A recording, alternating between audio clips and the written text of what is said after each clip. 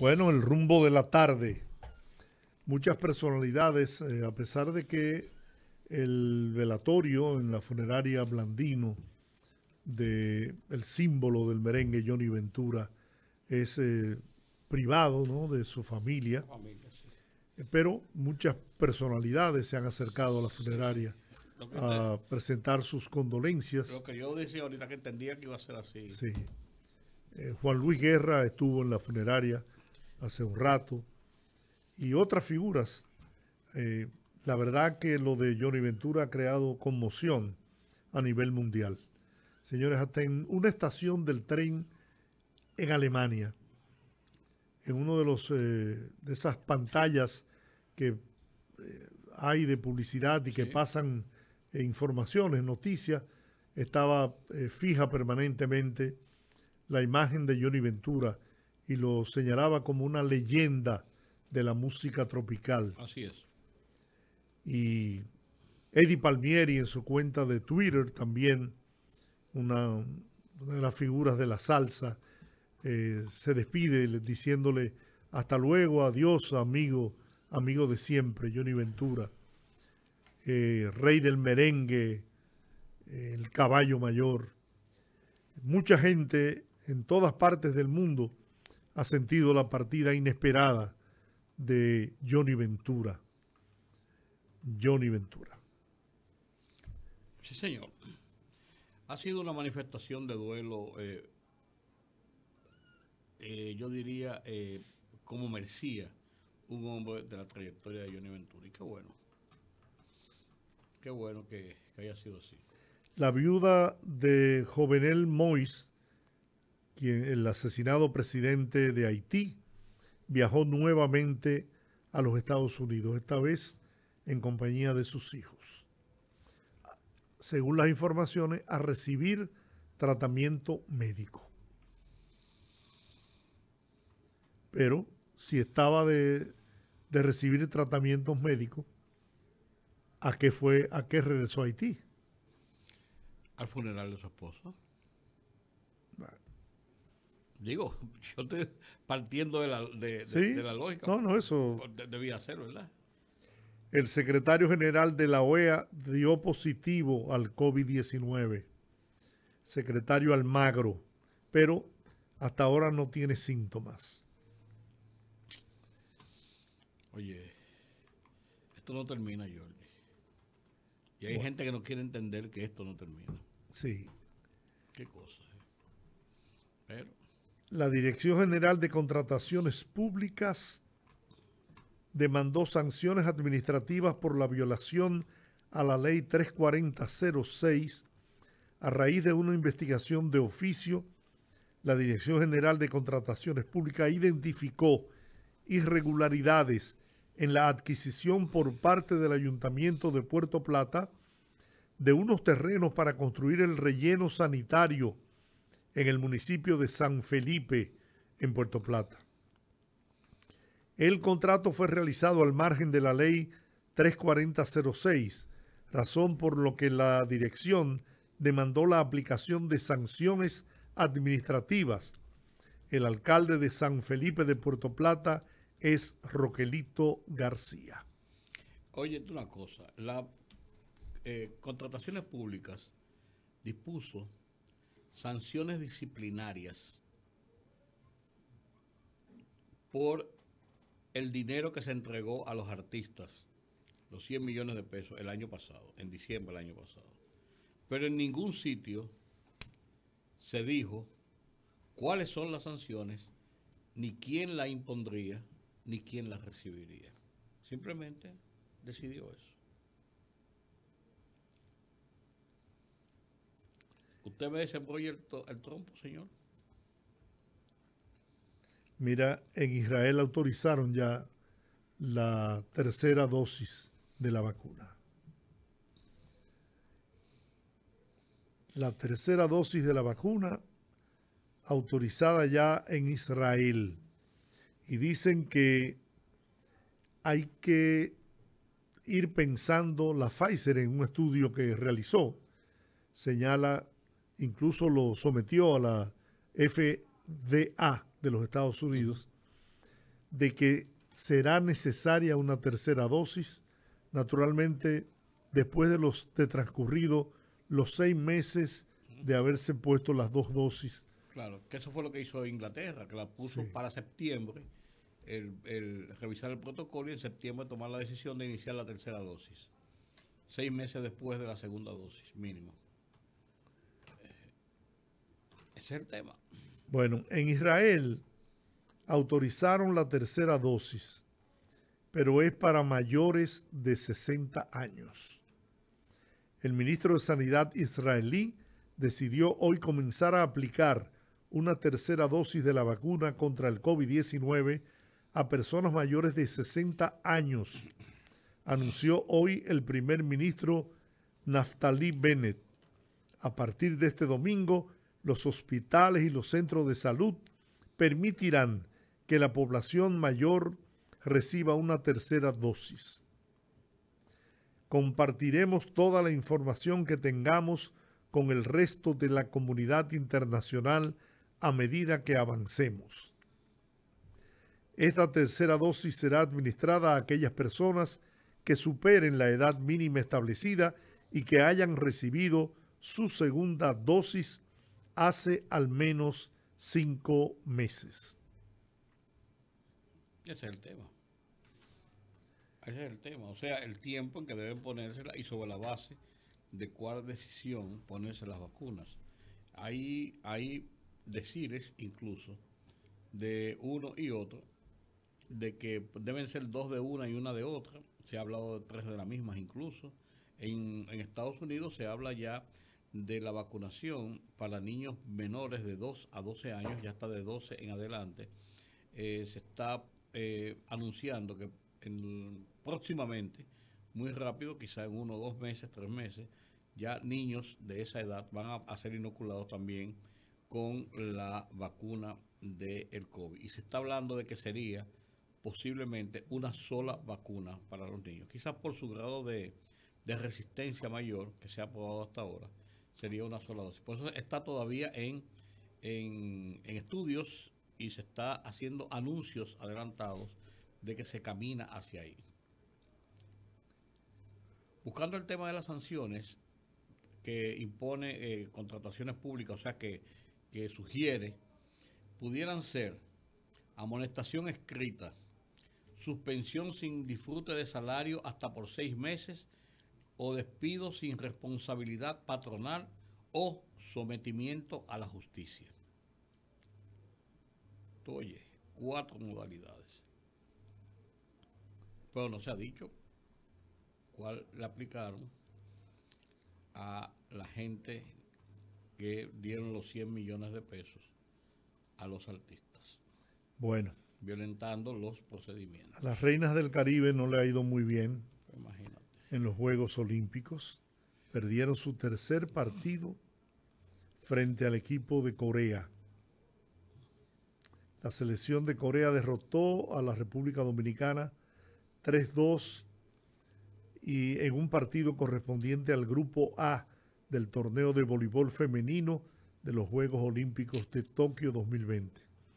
Un duro golpe para las dominicanas que tienen marca de 0 ganados, 3 perdidos en su afán de clasificar a la siguiente ronda cuando todavía les resta jugar contra Kenia el próximo 31 y contra Japón el 1 de agosto.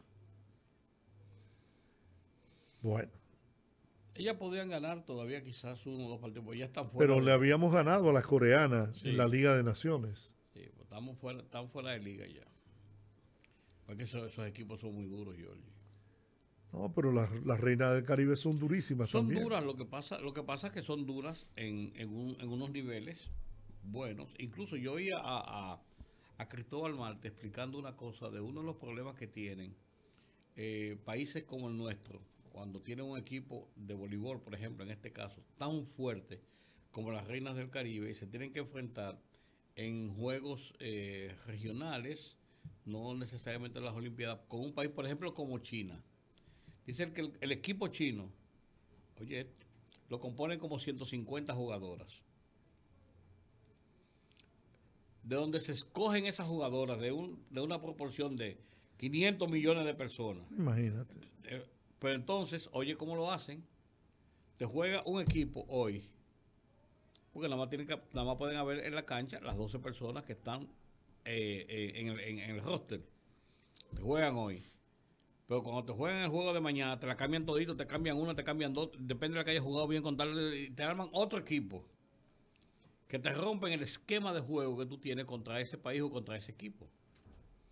Y así te vas rotando, y te meten jugadoras fresquecitas y funda lo que te dan, George. En el tercer partido no hay quien las aguante. Y cosas por el estilo. Entonces, la verdad es que son situaciones para países pequeños como los nuestros, son situaciones más incómodas, más difíciles, porque las elecciones están sobre la base de menos posibilidades de establecer mucho de dónde escoger. Las de aquí son buenísimas y son de lo mejor, pero tienen ya en unos Juegos Olímpicos Mundiales como estos, es más complicado tener todas las de ganar. Muy, muy, muy, muy, muy difícil. Así es. El ingreso a la capilla, volviendo al tema del sepelio de Johnny Ventura, No, eso es importante. está controlado. Las personas que llegan al segundo nivel de la funeraria deben identificarse y posteriormente ser autorizados para pasar por la familia. Un ambiente gris se respira. El desconsuelo de doña Josefina Flores, hoy viuda Ventura, así como de sus hijos y amigos cercanos, marca el escenario en el velatorio. Imagínate. Lo que te decía, va a ser muy complicado, muy, muy difícil mantener eso aislado solamente en el seno de la familia, porque cuando vayan unas personalidades que Juan Luis Guerra, es muy, muy, muy difícil, muy cómodo que tú no hagas pasar a un Juan Luis Guerra, que vaya la vicepresidenta de la República, para no poner el máximo el presidente. ¿Tú me entiendes? Entonces, que vaya un dirigente político, vaya Leonel Fernández. No le van a decir, no, pues, que no puede, que está más con la familia. Mañana viernes, como dijimos al inicio, a partir de las 9 de la mañana, a Johnny Ventura le rendirán honores póstumos en el local de la Fuerza del Pueblo, partido del que fue fundador. Posteriormente, en la Cámara de Diputados, a las 11 de la mañana, y a las 2 de la tarde en la alcaldía del Distrito Nacional. Debemos recordar que Johnny fue diputado al Congreso Nacional en la década del 90 y fue alcalde de la capital del Distrito Nacional, de lo que hoy es el Gran Santo Domingo, en el periodo 1998-2002. El sábado, el Palacio de los Deportes Virgilio Travieso Soto es el lugar al que el pueblo dominicano podrá ir a honrar a Johnny Ventura y su paso por la vida, con el debido protocolo sanitario para evitar contagios del COVID-19. Esto será a partir de las 8 de la mañana. Previo al sepelio, a las 2 de la tarde, el carro fúnebre partirá al sector de Villajuana, donde nació y creció Johnny Ventura. Su madre, dueña de un colmadito en Villajuana, una mujer trabajadora, lugar donde vivió Ventura, y luego el cuerpo será trasladado a su morada final en el cementerio Cristo Redentor. Triste, muy triste, sobre todo la manera tan de repente en que Johnny pierde la vida. Y coincidencias de la vida, en una película que él hizo un papel, Lotomán, en esa película el papel de la figura que él interpretó murió de un infarto. Coincidencias de la vida, ¿no? Estaba viendo en la cuenta de Twitter Rubén de Lara, publicó hoy un video que ayer había circulado indicando que Johnny Ventura, los últimos momentos de Johnny Ventura, antes de tener el infarto. Y decía Rubén de Lara que no, que ese video que muestra a Johnny Ventura, está el grupo tocando, estaban tocando, fue hace una semana en Santiago también, y que Johnny Ventura, en ese se ve cuando Johnny Ventura sufre un desmayo y es levantado, y que él mismo medio bailó como para decir, no, estoy bien, no hay ningún problema.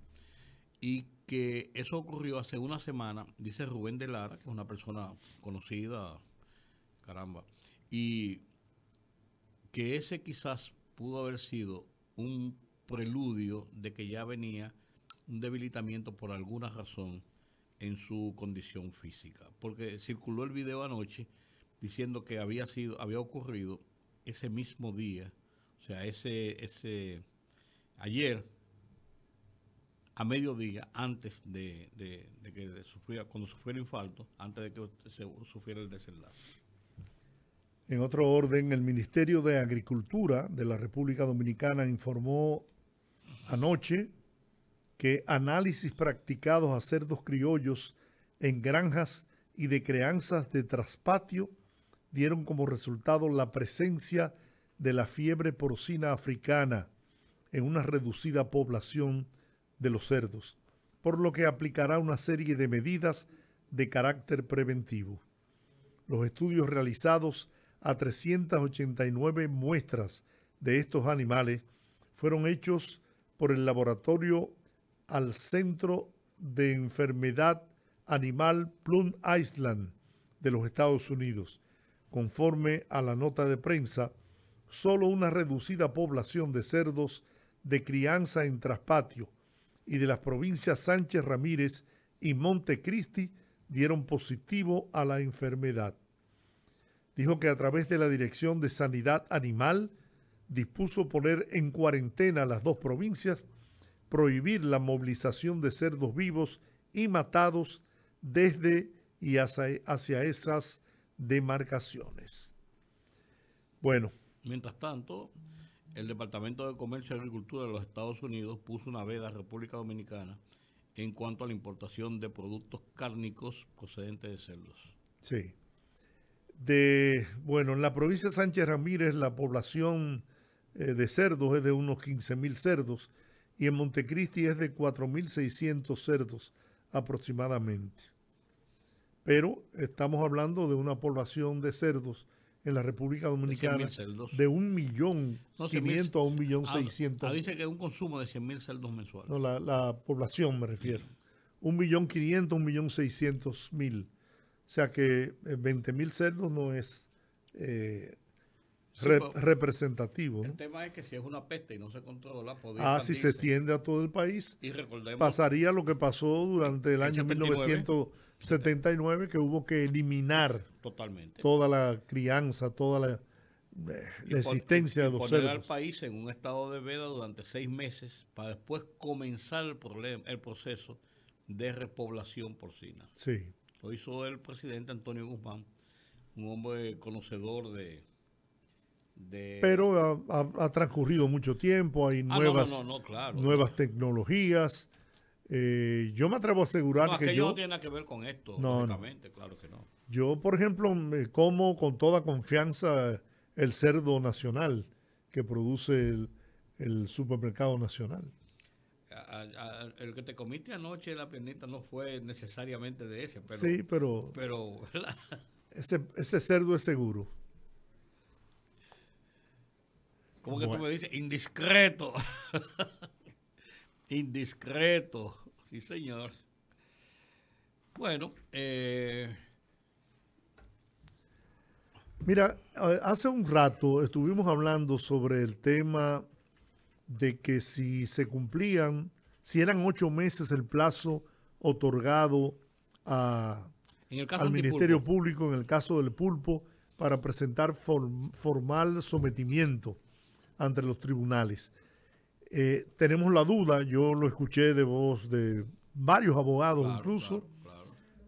pero le hemos pedido a nuestro amigo, colaborador eterno, el doctor Cándido Simón, para que nos arroje luz sobre esta confusión que aparentemente tenemos. Buenas tardes, doctor Cándido Simón. Buenas tardes, buenas tardes. Que hablen los expertos. Abusando una vez más de su generosidad. No se preocupe, extiéndase que yo tengo un reloj que cobra $100. Ya, tómese su tiempo. Doctor, tenemos una Estoy confusión. con parón ahora, Bueno. ya, como yo voy a hablar de mono ya. Tenemos una confusión, doctor. Ah. Yo escuché opiniones, y creo que lo leí también en algún lugar, de que el plazo para el sometimiento ante los tribunales de la República a los implicados en el caso Pulpo vence ahora en agosto. Mire, la premisa es la siguiente. A raíz de la modificación introducida al Código Procesal Penal en el año 2015, que se extendieron los plazos, la premisa es que el plazo para imputar, en principio, en un caso ordinario donde se haya dictado prisión preventiva, son 6 meses. Pero cuando el asunto ha sido declarado complejo, en algunas circunstancias, eso se extiende a 8 o 12 meses. Para presentar acusación, que es una cosa diferente al tiempo de la prisión preventiva. Acusación o conclusión, dictamen conclusivo que consiste o en acusar o en desestimar la acusación, pero la regla general es que los fiscales nunca desestiman, sino que presentan acusación. Tratándose de un caso complejo, el plazo de 6 meses se extiende, de manera que depende del momento en que se haya dictado la prisión preventiva. Ahora, para presentar, 3 cosas son, a ver si lo digo claro para que se entienda. Un plazo es el tiempo de prisión preventiva, vencido el cual hay que cambiar la prisión preventiva con sentencia o sin sentencia. Otro término es el plazo para presentar acto conclusivo, es decir, acusación, con preso o sin preso. Si está preso, era en principio 3 meses, que se podía extender hasta 6, pero si no estaba preso, entonces era 6 meses. Pero estando presos, por lo menos en lo que están privados de libertad en ese proceso, que van todos juntos, el plazo perentorio en principio es de 6 meses. En principio, digo en principio porque el tribunal puede extenderlo por causas atendibles. Una vez más, la práctica es que los jueces lo extienden y lo extienden y lo extienden. Y otra cosa es el plazo para terminar todo el proceso, que en términos generales son 12 meses si el caso no es complejo o 18 meses si el caso es complejo. Es decir, para conseguir sentencia condenatoria. Y son muchos términos. Y si es para cerrar el proceso totalmente hasta la Suprema Corte de Justicia, la regla general es que son 2 años en caso ordinario y se extiende hasta 3 años y en ocasiones hasta 4 si es un caso complejo. En este caso, para no darle vuelta, el proceso ha sido declarado complejo por el tribunal, consecuentemente los plazos son un poco más extensos. En síntesis dicho, no necesariamente vence ahora. ¿Por qué? Porque la Fiscalía, el Ministerio Público, antes de que venza, podría solicitarle al tribunal que le dé un tiempo más, que entonces el tribunal en la práctica es que generalmente lo concede. Pero una cosa, Cándido, entiendo perfectamente, yo entendemos perfectamente tu explicación, muy didáctica. Ahora, cuando tú hablas de que un caso debe concluir en un término de 18 meses, 2 años hasta por Suprema Corte de Justicia, pues el de Odebrecht lleva 4 años. Así mismo es que es relajado el código. ¿Y sabe por qué? Y te voy a decir derechito, ¿cómo suena? Ajá. Por irresponsabilidad de muchísimos jueces. Por irresponsabilidad, porque si la ley establece sanciones para cada una de las partes, sanciones para el querellante o actor civil, que si no concurre a determinados actos de procedimiento, la ley dice, debe considerarse que renunció implícitamente. Es una sanción procesal. Para el imputado, La ley establece si el imputado, no me gusta, pero lo dice, si el imputado prorroga con chicanas las medidas procesales, el código lo sanciona con mantenerle vivo el proceso. Si el imputado no va, está en libertad y no va, el código establece que debe buscarse preso. Si el fiscal no presenta acto conclusivo en el tiempo que dice la ley, el código dice que se cierra el proceso. Es decir, hay sanción para cada parte, pero sin embargo, o si a un acto, a una audiencia, el Ministerio Público de medida de coerción o de apertura de proceso, el Ministerio Público no va, el código establece una sanción que es un retiro implícito de la acusación. En la práctica es que los jueces dan chance para hacer de todo el Ministerio Público. Por eso es que se abusa del proceso, porque no los jueces, una cantidad importante de jueces le facilitan las cosas al Ministerio Público, y eso es dicho de manera honda y oronda por irresponsabilidad, porque el que tiene que aplicar la sanción es el juez.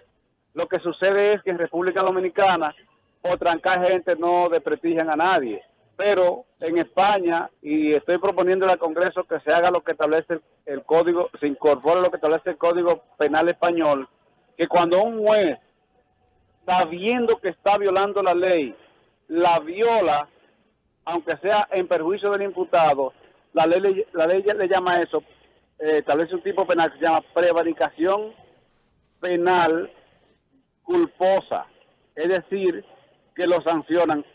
Para ponerle un ejemplo, se le puede abrir un proceso penal a un juez y sabiendo que está violando la ley, la mal aplica con conocimiento de causa. Juez Garzón. El juez Garzón, sabiendo que no podía interferir en los teléfonos a los abogados de las defensas en el caso GAR en España, lo intervino. Se autorizó a intervenir los teléfonos y lo procesaron penalmente y lo expulsaron del sistema. Sí. Cuando aquí pasa, si los legisladores se ponen pilas ahora, y me están escuchando muchos, por cierto, le voy a dar una primicia con lo que va a pasar con el Código Penal que me enteré anoche, el proyecto. Bueno. Si los legisladores se pusieran pilas ahora y consideraran que en ese caso de Brecht hay ex legisladores, incluyendo ex presidentes de Cámara de Diputados y legisladores del Senado procesados y legisladores ex diputados procesados, si ellos ahora se pusieran pilas e incorporaran en el Código Penal la prevaricación judicial culposa, porque la dolosa está incorporada, que la dolosa es cuando tú violas la ley por coarto o por corrupción o por amiguismo. Ahora, en el caso de que es violando la ley con conocimiento de causa por irresponsabilidad, como está pasando en muchísimos procesos, si se incorporara eso, no estuvieran pasando trabajo los que están ahí y los que vendrán, que hoy están en el Congreso. Le doy la premisa siguiente. Me enteré ayer de una fuente de absoluto crédito de que en el Senado de la República se habría tomado la decisión, en el Senado no, en la Comisión de Justicia del Senado de la República se habría tomado la decisión de dejar caer el proyecto de código. Wow. Bueno, ya ayer hubo una declaración, ahora no lo recuerdo, cada que tú lo mencionas, de que posiblemente no sería aprobado en la presente legislatura y que por eso... Hay una decisión de no hacerlo en la Comisión de Justicia. Wow. No es que posiblemente no, en la Comisión de Justicia hay una decisión mayoritaria de no someter el informe antes de los, creo que 16 días que hacen falta. Sí, señor. Creo que 16 días, sí, para generar el electoral. Si eso no pasa, se cae el proyecto. De nuevo, a comenzar otra vez. Bueno. Pero déjeme decirle, yo he sido un crítico, bueno, la comunidad jurídica penal con experiencia, conocimiento y sapiencia, lo que ejercemos esto, lo que practicamos esto, lo hemos estudiado, no sé si voy a decirlo bien, pero lo voy a decir. No unos youtubers que porque consiguen un caso penal notorio ya se asumen como penalistas. La comunidad jurídica penal, Carlos Balcácer, Tomás Castro, John Garrido, para mencionar el nombre, asumimos que el proyecto ahora es bueno, porque nosotros le hicimos una crítica, Eric Raful, le hicimos una crítica cruzada al proyecto originario porque era un desastre. Sin embargo, debo confesarle, reconocerle a la Comisión de Justicia del Senado que hicieron un tremendo esfuerzo por mejorar bastante el proyecto. Yo digo que un 80% del proyecto es muy bueno, un 85% es bueno y un 90% es regular. Le falta un 10% que deben mejorárselo, sustituírselo, como ese tema de incremento de las penas, sancionarte de nuevo por reincidencia. Todo eso es inconstitucional, pero el proyecto en términos generales tiene contenido adecuado. Una cosa que no prevé es que se inmiscuye el proyecto en los tipos penales militares y policiales cuando se ejecutan el ejercicio de la función. La deserción, por ejemplo, en justicia penal militar y policial, es un tipo penal estrictamente militar o policial. Cuando abandonas el sitio o por ejemplo, cuando le haces un disparo en un campo de batalla, le disparas al enemigo que viene bajando en un paracaídas. Ese es un delito de lesa, un crimen de guerra. Sí. Eso debe ir en el Código Penal Militar, que la Constitución de la República del año 2010 reintegró los tribunales de justicia penal militar y los tribunales de justicia policial, penal policial, los reintegró, y hay una comisión designada por el ministro de Defensa en la que estoy colaborándole nada más, sin costos, no es necesario, constituida por varios juristas de las Fuerzas Armadas y varios juristas civiles, entre los que están, entre otros, Marino Esteví, algunos jueces, algunos fiscales incluso. El juez de Villa Altagracia, que murió recientemente por el COVID, era parte de esa comisión, que le hemos estado trabajando para modificar el Código Penal Militar y presentar un proyecto para los tipos penales militares en exclusivamente. No sé en qué está, pero sin embargo este proyecto de código se inmiscuye en asuntos penales militares, estrictamente penales militares. Elimina las cortes militares, de hecho, ¿no? Pero que eso había sido eliminado por la ley 278 del año 2002, que fue la de implementación del entonces el proyecto del Código Procesal Penal. Pero sin embargo en la Constitución de 2010 se reincorporaron. Sí. Entonces no cabe de otra que legislar para organizarlos. Y te creo, y créame que va a sonar feísimo lo que voy a decir, pero yo admito que nos equivocamos. Pensamos que cuando redactamos el proyecto de código, lo que es hoy el Código Procesal Penal, que Félix Olivares, Ramón Núñez, José Alberto Cruzeta y yo fuimos los redactores de ese proyecto, que hoy es el código, coordinado por Eduardo Jorge Prat. Nosotros creíamos que si se sacaba la justicia penal militar del escenario militar y la policial del escenario policial, pensábamos que los jueces civiles iban a ser más garantistas, y es peor.